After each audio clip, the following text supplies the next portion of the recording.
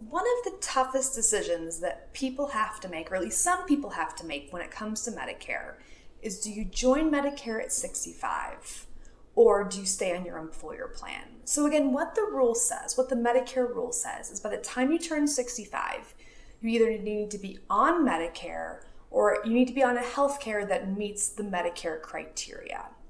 So again, that's what the rule says. So when people, and many people are working past 65, so when people are on an employer plan or on a spouse's employer plan, many times you need to ask yourself, am I better off joining Medicare or staying on the employer plan? Now, there are multiple factors that go into this, but I'm just going to cover a few of the top factors to consider when you're trying to make this decision.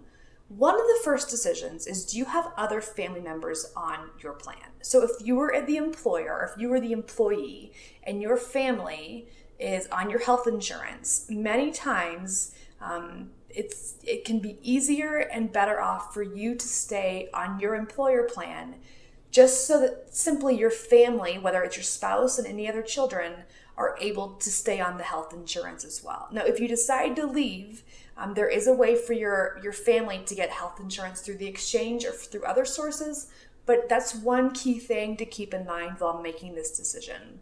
The second thing to keep in mind is if you are a spouse, so if you're on a spouse's health insurance plan, you should ask yourself, if I leave the plan, what does the deductible go to? What does the deductible go to just for that individual remaining on his or her employer plan? And what do the premiums look like? Many times, if the spouse of the employee leaves the plan and goes to Medicare, you're able to save money, you're able to have lower premiums and also lower deductibles and max out-of-pockets.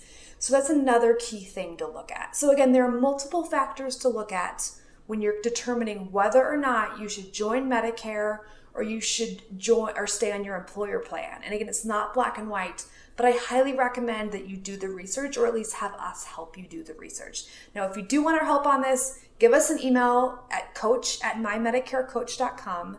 We'd be happy to help you. But again, there are some critical factors to look at because it's not black and white, but it can cost you or save you a lot of money depending on which decision you go down. So it's not something to think about lightly. There are many factors, but again, it's something to consider while you are making your Medicare decision, and do not make any assumptions. All right, hope this helps, and here's to making Medicare easy.